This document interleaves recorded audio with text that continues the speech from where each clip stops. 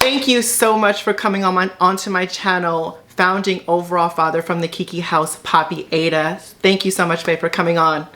Thank you for having me, Valerie. Yes, yes, yes. So, okay, I'm going to get straight up into these questions. And the first question I have for you is, how did the House of Ada become on Legendary? I believe I was already on the radar.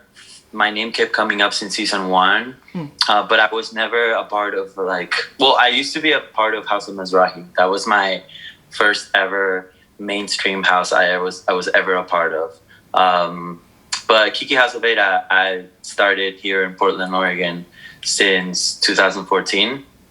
I knew that the show was not going to have any Kiki houses right off the bat. So, as the seasons kept coming up and they're clearly running out of houses to the point where making up houses to have on the show, okay. I just said, you know what? I'm going to audition with my Kiki house, whether they want it or not. And they took it. So, and this was season 3 was the first time I actually reached out and auditioned. But the other times they reached out to me. You mentioned about making up houses to get on the show. What do you say to those people that think that you guys made up the house to be on the show? The same thing I've been saying to a lot of people. It's clear that they don't know who we are, and I don't blame them for it because we are based in Portland, Oregon. So it's natural for them to think that. Especially when, there's other places that are clearly a lot more established when it comes to what ballroom is. Like, we don't come from the essence of ballroom. We are enthusiasts. And that's us coming onto the show was never us, claiming to be all about that. It's just, we are definitely an extension of the family, and we are 5 individuals who have been doing the work. If you pay attention, there's a lot of people who are just like me, who are just, training and doing the best they can with what they have. Like, not all of us are in places that have it, established. And also a lot of people don't have the privilege really to travel. They don't have the coin to be doing all these balls. So next question is, what's the main difference from the Kiki scene to the main ballroom scene? Yeah, from my understanding, Kiki started as an alternative option for underage people, for underage LGBT community that could not go to the major balls, that could not go to maybe most of them were happening at bars. So this was just a safer all ages event that could happen. Also mainstream. As you know from your involvement with ballroom, it gets really competitive and really can get really shady at times. So Kiki was it started as all right, let's kind of press the restart button. Let's just do it for the fun of it. Let's do it for not all these super grand prizes, this and that. Let's create other houses literally just for the Kiki of it. Let's not forget the fun of it, the love of it, the heart in it. And so I think different places now cultivate that with different intentions. For me, particularly in Portland, Oregon, I know that it made the most sense to create a house based as a Kiki because we don't have the ballroom credentials to just step up and be I'm a house, I'm a mainstream house. Who's mentoring me to be doing that? Yes, I am a student. Yes, I am traveling and bringing back the knowledge and training with other people here, which is why we are a Kiki. 2 Kiki houses are on the show Legendary. Do you think you did a great job representing for the Kiki scene? Hell yes. Okay. Oh my God, yes, of course. When it comes to the Kiki scene and my understanding of it is a lot of times the root of it is people training to be in mainstream. That's what we are. We haven't really made our name in mainstream that well, that much, which is why people didn't know us on the show, which is why people are questioning if we're even ballroom. We're still learning. Right. And then so from all the responses and everything that you've been getting since being back from the show, what has the Kiki scene expressed to you? Honestly, it's been nothing but love. I really, I really appreciate you reaching out to me to like be able to tell like more of this story, because it is really important for me to highlight like what Kiki is, what like our place in it, like my views in it. Something that I kept saying on the show that never aired is that on top of representing for Kiki, every member in House of Ada, and yes, I say Ada and Ada all the time. Yeah. Purposely. It's just bilingual for me. Yeah, it is. That's just how it works. But like we all come from immigrant families, from immigrant backgrounds. So like, yes, we're ballroom, and also we represent that. Like, I'm born and raised in Mexico.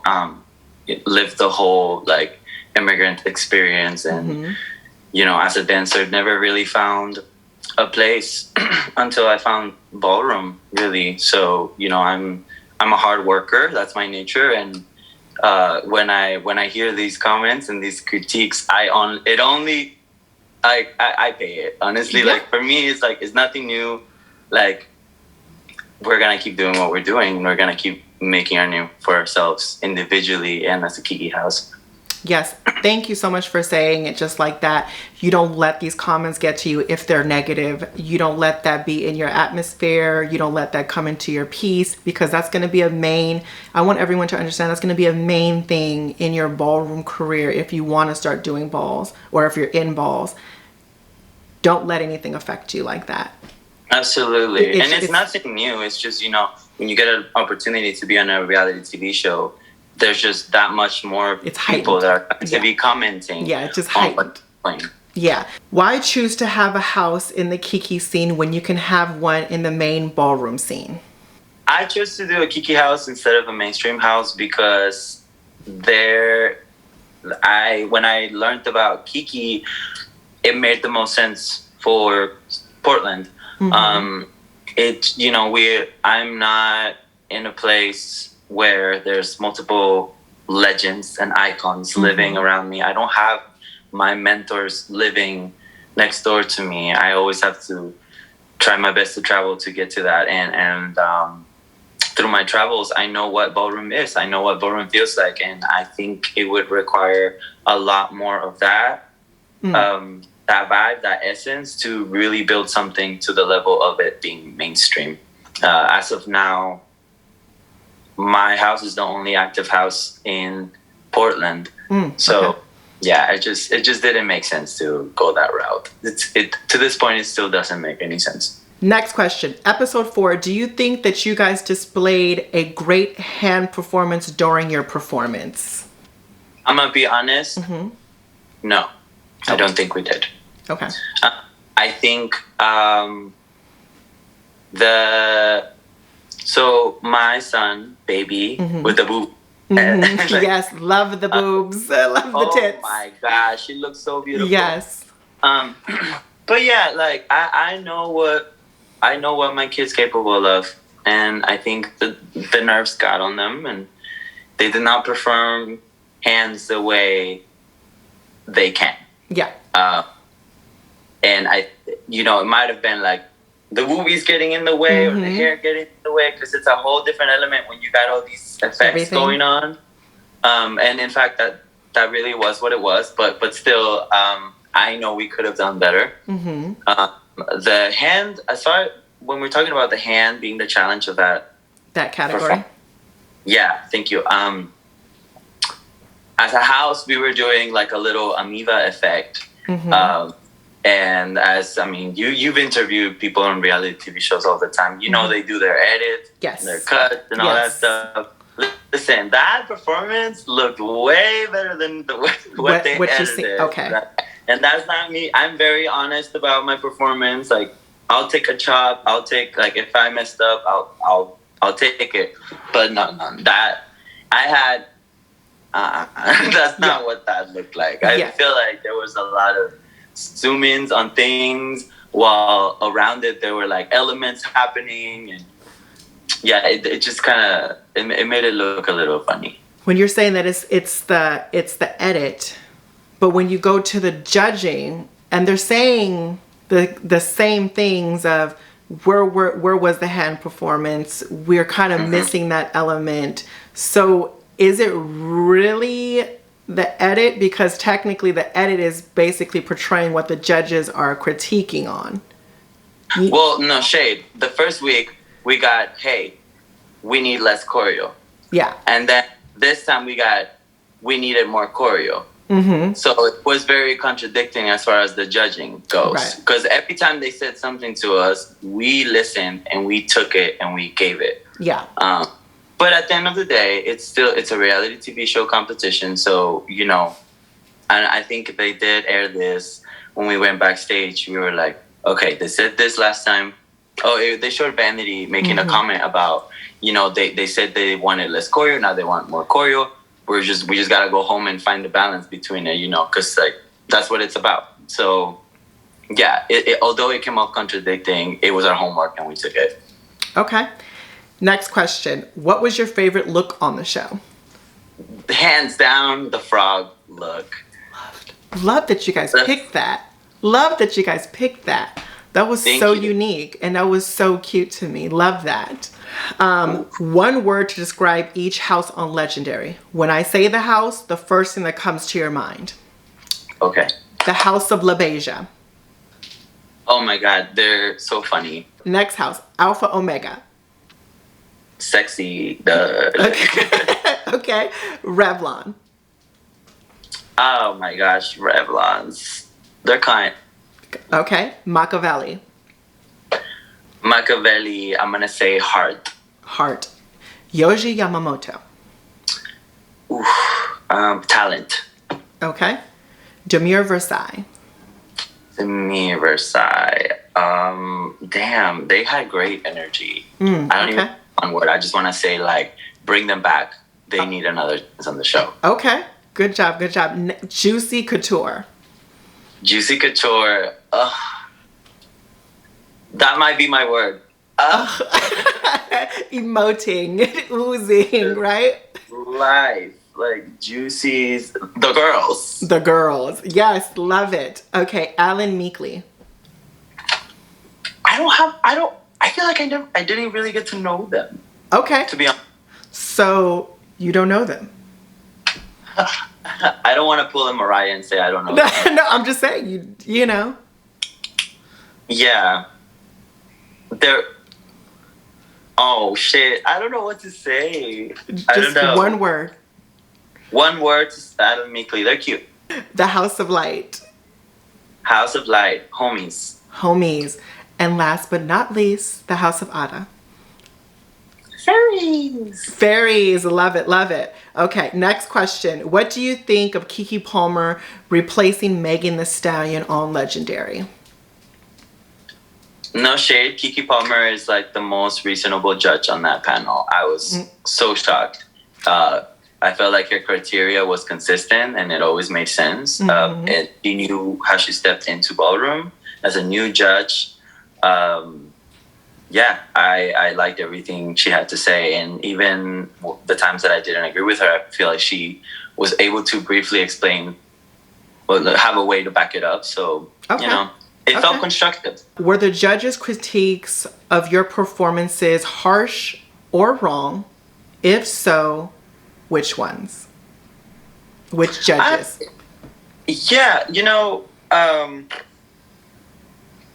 I don't think judges are wrong. I think they're there to give their opinion, and that's what they do. That's what they get paid to do.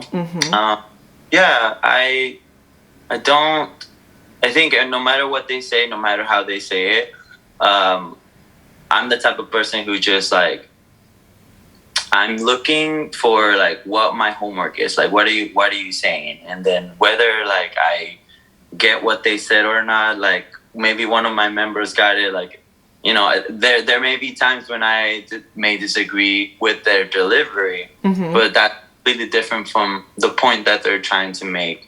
And so if we're talking about Leiomi, for example, like that's mother, like that is an icon. Like I will always hold mad respect for her. And so, I did feel like she was guiding us in her own, and the best of her abilities when it comes to being in a reality TV show and judging a house that she clearly didn't know. So yeah, no shade on that at all. Like, we just took it. During your last performance during the battle, do you wish you picked a different member? And if you did, who? And if you didn't, what did you think about the battle? Loaded question, damn. First, do I wish I picked a different member? Nah. I think so often, like especially like people watching the episode where they go home, it is so easy to go into the, oh, I should have, could have, would have, but like, I'm really at peace with the way it happened. So, you know, it's just, it was a moment. It was our moment. It was our time to go, and it was fine. You know, like, we had a great time. We made great friends. So no, like, I know that everyone in my house could have like stepped up, and it might have. I'm sure it would have had a different outcome or not. But like, it's just, it is what it is. Like, I went out and did it for my house. I definitely felt like most of the episodes, I would get a chance to be able to talk to the house and kind of have a game plan. And due to the fact that episode, I got to do the runway challenge before that, I never got a chance to go back with my house and discuss that. So instead of last minute telling one of my members, hey, I'm gonna send you out to battle and just put them on the spotlight, I prefer to just take it as the father. Was the House of Otter ready to be displayed for the whole world to see, or would you have waited in hindsight? Well, it's funny because, like, why would we even wait for it, you know? Like, no one's really perfect ever. Like, you know, it's just like, I feel like if I'm going to give a representation of the Kiki scene and who we are, like, that's exactly what we did. That's exactly what we gave. And it can only go up from there. So, yeah. People from Legendary and HBO Max, execs, producers, people behind the scenes that would be watching this clip, what would you suggest to Legendary on how to make a better show, or stuff they need to implement on the show if they have a season 4? Yeah. Producers, for those of you watching, listen up. This is Papi. Bam. No, I think clearly the judges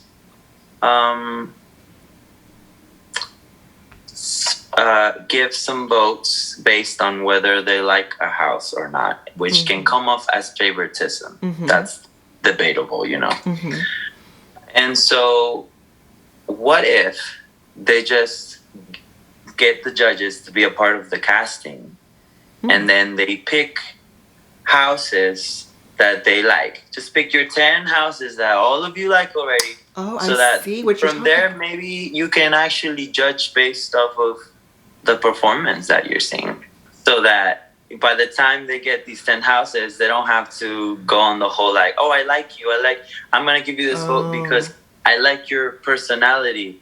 Like, wait a minute, are you judging personality? I know. Judging based on the performance that we just spent a whole week putting together because we thought that was your criteria? It's shocking to me when I hear people say that. It's just crazy to me. That's why I'm like, what are you judging? Yeah. Because there's houses that may come in like right off the bat and you may just not like. Does that mean they just don't have an opportunity at all? Like, okay. No, but that's a good thing for them to know. That's a good idea for, you know, the people from Legendary to know. Let the judges be in on the casting. Good job. I like that. I like that a lot. So, you know, I ask each and every person what they want to manifest in their lives. What do you want to manifest in your life now after Legendary for your house and you personally?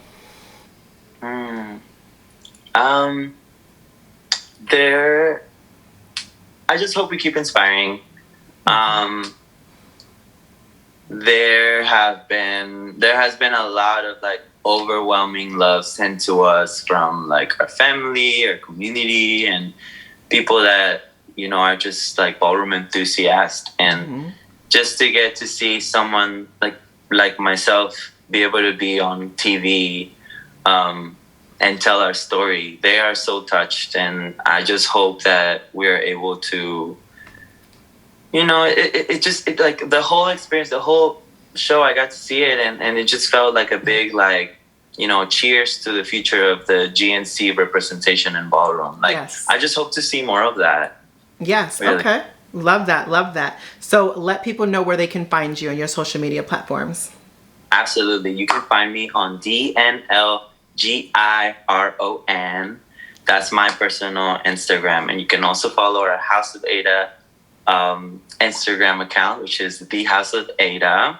We'll be posting all about future events that we'll be doing, appearances, all of that. So yeah, check us out.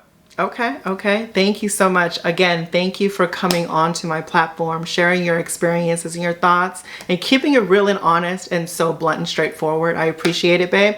Good luck to you and your house. May it flourish. May it be bigger than just Portland, which I think it will be. I think you have a good head on your shoulders, and you seem like you're level-headed, and I love your energy. Your energy is great to me. So yeah, may it prosper, babe, and may whatever you want happen flourish. So again, thank you, babe, for coming on. Mwah.